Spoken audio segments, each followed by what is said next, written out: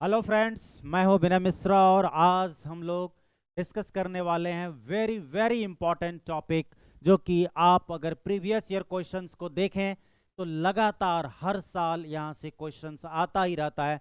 चाहे वो एमसीक्यू की बात करें या फिर लॉन्ग क्वेश्चंस की बातें करें आप, तो यहां से आपका बहुत ही ज़्यादा क्वेश्चंस आता है।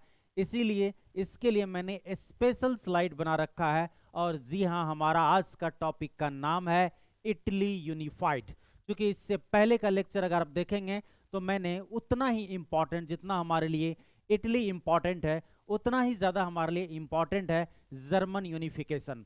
तो इन दोनों टॉपिक से हर साल, चाहे वो किसी भी ईयर्स का पीवाईक्यू को देखें, तो यहाँ से क्वेश्चंस आया ही आया है। इसीलिए इन दोनों टॉपिक्स पे आपको फोकस करना ही करना है। ये आपको कुछ ना कुछ मार्क्स देगा, इस बात की गारंटी है। और साथ ही साथ आपके परसेंटेज बनाने में ये काफ़ी हेल्पफुल होने वाला है। तो आइए हम लोग बिल्कुल आज इटली यूनिफाइड पे काफ़ी डिटेल्स में डिस्कशन करने वाले हैं, ताकि बोर्ड चाहे जैसा भी क्वेश्चन सेट करे आपका आंसर होगा। तो मुझे आज के इस स्लाइड से, जो मैंने जिस तरीके से बना रखा है इन दोनों टॉपिक्स पे, तो इस पे मुझे एक शायरी आपके लिए याद आ रहा है कि बेखुदी की जिंदगी हम जिया नहीं करते, बेखुदी की जिंदगी हम जिया नहीं करते, जाम दूसरों से छीन के पिया नहीं करते। कह दो सीबीएसई वाले से जितना भी टफ क्वेश्चन सेट करे, हम पेपर को देख के डरा नहीं करते, क्योंकि हम लोग रिजल्ट क्लासेस से पढ़ रहे हैं और रिजल्ट क्लासेस में एक पर एक टीचर्स हैं, और जो हम लोगों से ईच एंड एवरी डे ये प्रॉमिस करता है 100 out of 100 each and every subject. तो इसका मतलब है कि आपका स्कोर अब की बार 95 के पार। तो आइए हम लोग चलते हैं अब अपने इटली यूनिफिकेशन पे, बाकी बातें होती रहेंगी। तो चलिए सबसे पहले देखते हैं कि इटली यूनिफिकेशन के पीछे का रीजन क्या है। तो देखेंगे आप कि मैंने कितना ही सुंदर आपके लिए स्लाइड बना रखा है कि सबसे पहले हम लोग डिस्कस करेंगे कि रीजन पे, कि आखिर इटली को यूनिफाइड करने की जरूरत क्या है, क्या इसके पीछे रीजन है। तो उस रीजन को सबसे पहले समझते हैं, क्योंकि हमने जर्मनी को तो पढ़ रखा है। तो जिस तरीके से जर्मनी आपको डिसइंटीग्रेटेड था, अलग अलग किंगडम्स में डिवाइडेड था, और वहां के लोग चाहते थे कि जर्मनी को यूनिफाइड करें, जिसमें ओटो वन बिस्मार्क का नाम भूलना मतलब कि समझ लीजिए समवन स्पेशल का नाम भूलने जैसा है। तो यहाँ उसका नाम नहीं भूल सकते हैं। तो कुल मिलाकर के इटली के साथ भी वैसा ही कुछ है। इनकी भी काफी लॉन्ग हिस्ट्री है, जिसमें पॉलिटिकल फ्रैगमेंटेशन, पॉलिटिकल फ्रैगमेंटेशन का मतलब क्या होता है कि ये टूटा फूटा था। क्या था ये? टूटा फूटा। दैट मीन्स कि आप इंग्लिश में बोलें तो ये भी बिल्कुल डिवाइडेड था। तो यहां पर देखेंगे कि अब इसका मतलब कि व्हाट डिड इट मीन, इसका मतलब क्या है, पॉलिटिकल फ्रैगमेंटेशन का मतलब क्या। तो देखिए मैंने उसके लिए भी क्वेश्चंस बना रखा है कि अगर एग्जाम्स में पूछता है आपसे कि इटली का जो हिस्ट्री है वो फ्रैगमेंटेड है, तो क्या मतलब इसका, आप क्या लिखेंगे। तो उसके लिए हमारे लिए व्यवस्था है कि Italy was divided into 7 states. तो सबसे पहली चीज कि इटली जो एक स्टेट्स है वो 7 स्टेट्स में डिवाइडेड था। जैसे इंडिया आज कई सारे स्टेट्स में डिवाइडेड है, उसी तरीके से इटली भी टोटल 7 स्टेट्स में डिवाइडेड था। तो फिर सर इससे प्रॉब्लम क्या है अगर वो स्टेट्स में डिवाइडेड था? तो जी हाँ, बहुत ज्यादा प्रॉब्लम है, जो कि आप आगे देखेंगे। तो इसमें ड्यूरिंग मिडिल 19th सेंचुरी के समय में इटली जो था टोटल 7 स्टेट्स में डिवाइडेड था। बस यहां तक आप जानो। अब देखेंगे अगला प्रॉब्लम, ओनली वन स्टेट जिसका नाम है सार्डिनिया पिडमोंट। बहुत इंपॉर्टेंट, इस लाइन को याद रखना है आपको, ये बिल्कुल आपके एमसीक्यू के लिए बहुत ही ज्यादा इंपॉर्टेंट है कि उसमें इटली में कई सारे स्टेट्स थे, उसमें से एक स्टेट का नाम था सार्डिनिया पिडमोंट, और वही सिर्फ एक स्टेट था जहां ruled by Italian. That means कि सिर्फ सार्डिनिया, 7 स्टेट्स में से सिर्फ सार्डिनिया पिडमोंट एक ऐसा स्टेट था जिसमें किसी इटालियन रूलर का रूल था, और बाकी स्टेट में कोई आउटसाइडर रूल कर रहे थे। दैट मीन्स कि जो रिमेनिंग 6 स्टेट्स बचता है उस पे कोई आउटसाइडर रूल कर रहा था, ये कहना चाह रहा है। तो अब देखेंगे कि जो नॉर्थ साइड है, अगेन ये एमसीक्यू के इंपॉर्टेंट है कि जो नॉर्थ साइड है वो किसके अंदर था, तो ऑस्ट्रियन हैब्सबर्ग्स के अंदर था। तो दैट मीन्स कि अगर इटली को हम नॉर्थ, साउथ और सेंट्रल में भी डिवाइड करके स्टडी किया इसमें, तो जो एनसीईआरटी भी लिख रखा है, तो जो नॉर्थ साइड था उस पर रूल किसका था, ऑस्ट्रियन हैब्सबर्ग का। सेंटर की बात करें तो यहां पर रूल था पॉप का। और अगर साउदर्न रीजन की बात करें तो ये था बर्बन किंग्स ऑफ स्पेन। तो दैट मीन्स कि यहां आपने क्या देखा कि नॉर्थ साइड में ऑस्ट्रिया रूल कर रहा है, सेंटर में पॉप रूल कर रहा है, और साउदर्न रीजन में बर्बन किंग कहां के, स्पेन का रूल है। तो इस तरीके से यहां पर देखेंगे। तो अब देखते हैं कि जब यूनिफिकेशन की बातें हो रही है तो इसमें इवेंट्स क्या हो रहा, हो क्या रहा है, कौन कौन सा देखेंगे इवेंट्स होता है जिसकी वजह से इटली का यूनिफिकेशन आगे पॉसिबल हो पाएगा या नहीं हो पाएगा, इन सारी चीजों को देखेंगे। बट लोगों ने क्या एफर्ट्स लगाया इटली को यूनिफाइड करने का, दैट इट मीन कि इवेंट्स क्या है इसमें। तो यहां पर देखेंगे कि ड्यूरिंग 80s में गॉसिपी मजनी का नाम आपको याद होगा, इन्होंने initiated the unification of Italy.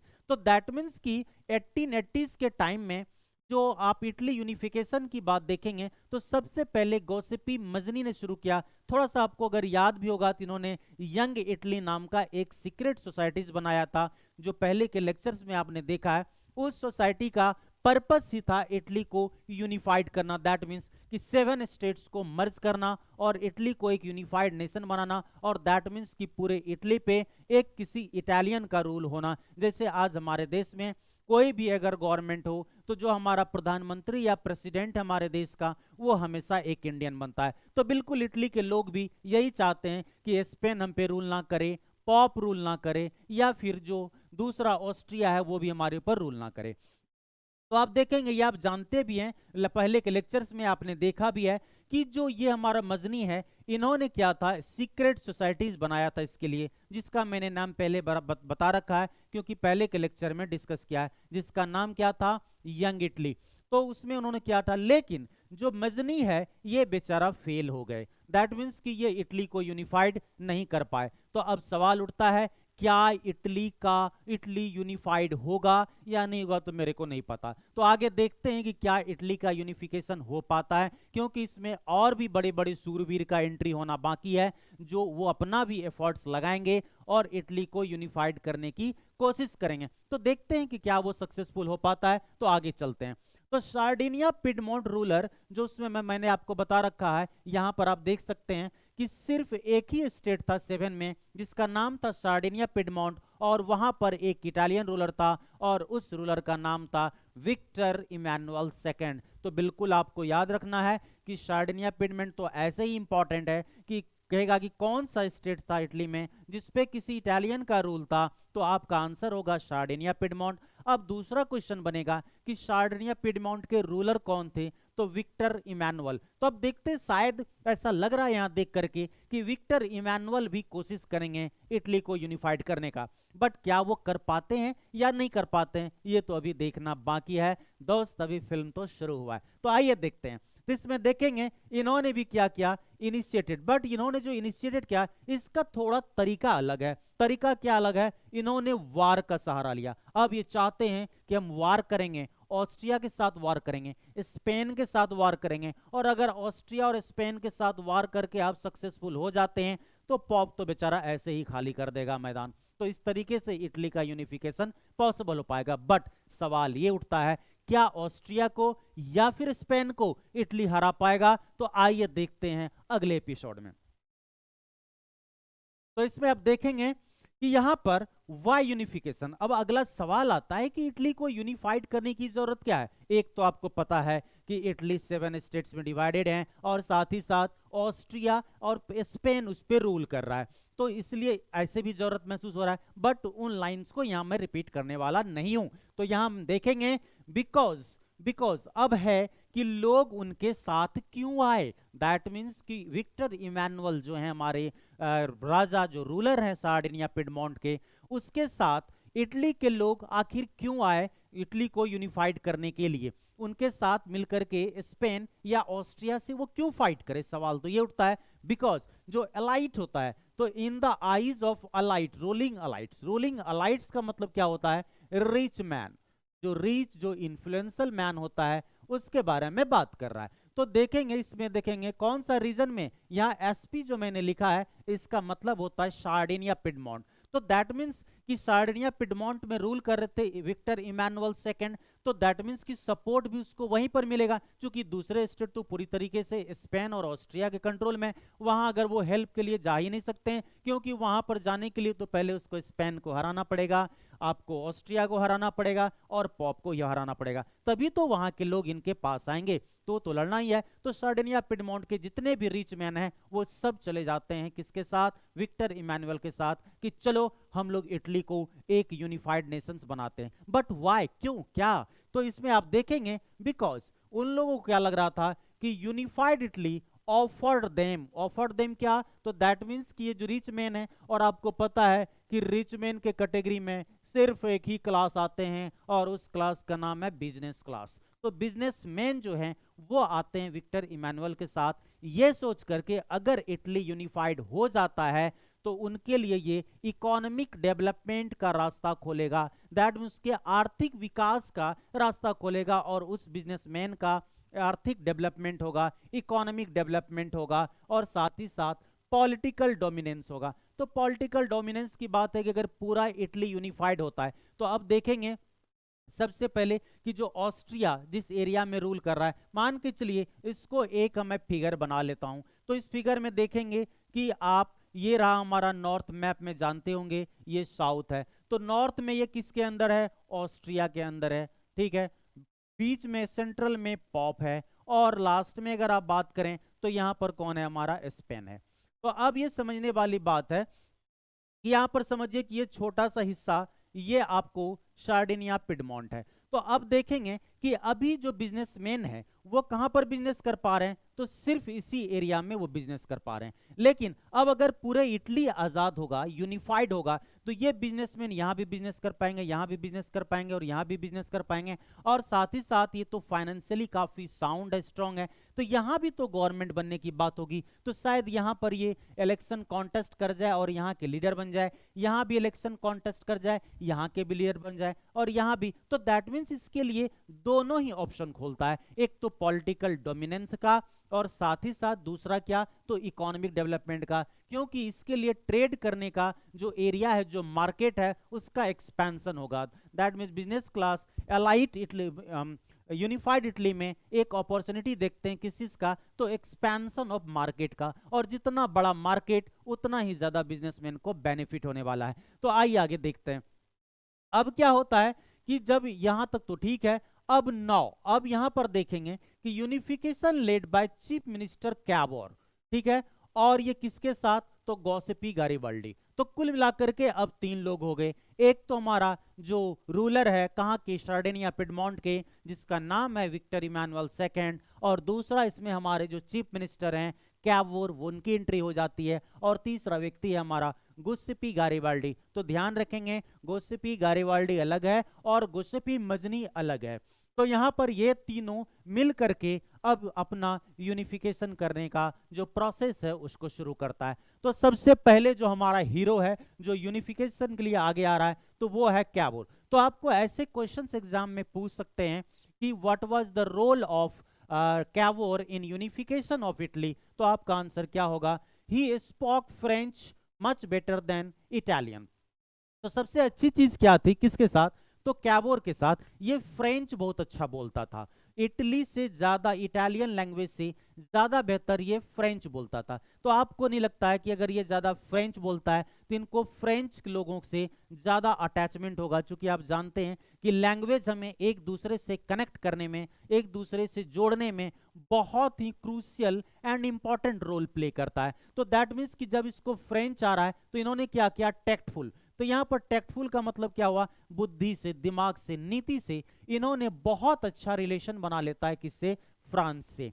और जब ये फ्रांस से अच्छा रिलेशन बना लेता है तो ऑब्वियसली क्या होगा कि कैवोर के सपोर्ट में फ्रांस आ जाता है। मतलब अब कैवोर को एक देश का सपोर्ट मिलने वाला है, किससे, ऑस्ट्रिया और साथ ही साथ स्पेन से लड़ने के लिए। और आपको पता होगा कि फ्रांस अपने आप में बहुत ही पावरफुल नेशंस था, क्योंकि आपको याद होगा कि स्टेटमेंट जो मजनी ने कहा था कि when France sneezes the rest of the Europe catches cold. इसका मतलब है कि फ्रांस एक ऐसा नेशन था कि अगर वहां पर किसी भी तरह का कोई भी चेंजेज होता है तो वो चेंजेज पूरे यूरोप में देखने को मिलता है।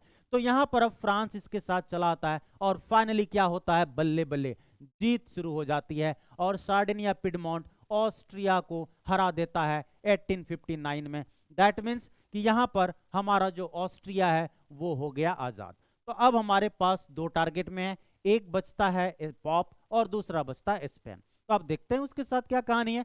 तो अब इसमें कैवोर ने अपना काम कर दिया, इन्होंने अपना सेंचुरी लगा दिया। दैट मीन्स कि इन्होंने एक स्टेट को, दैट मीन्स कि एक रूलर को, that is the Austrian ruler को इन्होंने तो हरा दिया। अब बचा हमारे पास दो। तो अब देखते हैं इसमें गारिबाल्डी की बात करें तो गारिबाल्डी के साथ क्या होता है, regular troops. That means regular troops का मतलब क्या होता है, ऐसे आर्म फोर्सेस जो किसी मोनार्क के लिए ऑलरेडी रिक्रूटेड होता है। तो दैट मीन्स कि वो हुआ regular troops. Large numbers of arm volunteers. Volunteers का मतलब क्या हुआ कि जो खुद से, वो आर्म फोर्सेस तो नहीं है, वो क्या है, सिविलियन। और ये सिविलियन क्या करेंगे, आर्मी का रोल प्ले करेंगे। दैट मीन्स कि ये बन जाते हैं army man voluntarily. That means पे कोई फोर्स नहीं है, ये स्वेच्छा से कि भाई देश हमारा है और हमें अपने देश को आउटसाइडर से आज़ाद कराना है और इटली को यूनिफाइड करके हम लोग अपना देश और उस पर हम लोग खुद रूल करेंगे। ये सोच के साथ वहाँ के लोग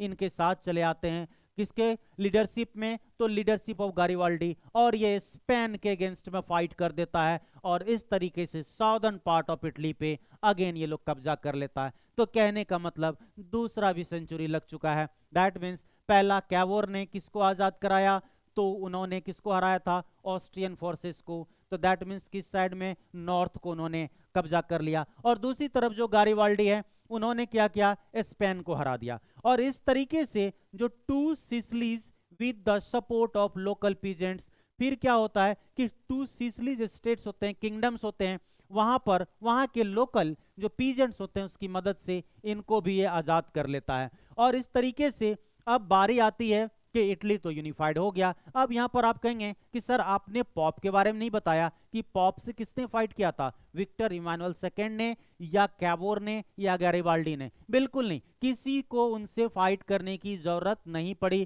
क्योंकि पॉप तो बहुत ही कमजोर रूलर था। जब उन्होंने देखा कि सुपर पावर ऑस्ट्रिया को हरा दिया गया है, स्पेन को हरा दिया, तो पॉप ने खुद ही कहा कि मैं अपना स्टेट को छोड़ रहा हूं और आपको मैं दे रहा हूं, आप अपना स्टेट को ले लो, मुझे जाने दो, मुझे लड़ने की जरूरत नहीं है। तो कुल मिलाकर के वो हार बिना लड़े ही स्वीकार कर लिया।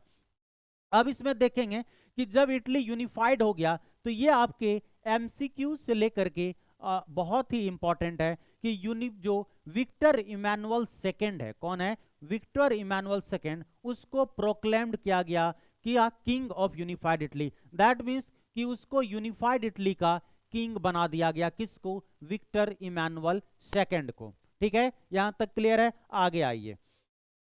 अब इसमें देखेंगे, नोट में मैंने लिखा है कि जो peasant masses would have supported Garibaldi. That means कि जो पीजेंट्स है उन्होंने जो गारिबाल्डी को सपोर्ट किया, किस चीज में, तो साउदर्न इटली को क्या करने के लिए, यूनिफाइड करने के लिए। और साउदर्न इटली में कौन रूलर था, तो आपको याद रखना है, नॉर्थ में ऑस्ट्रिया, बीच में सेंट्रल और साउथ में कौन था, स्पेन। तो हमारा जो गारिबाल्डी है उन्होंने किसको हराया था, तो कुल मिला के आप कह सकते हैं किसको, स्पेन को।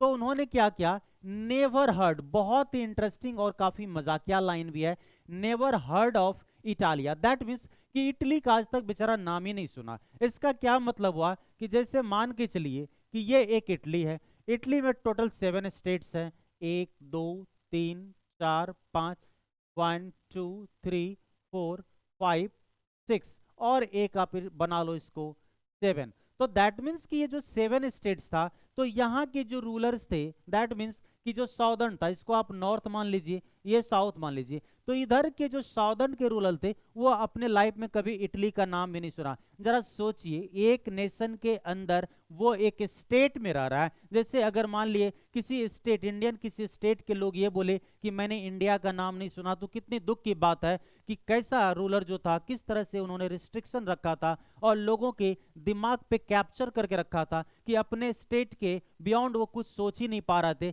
कि और भी कुछ है।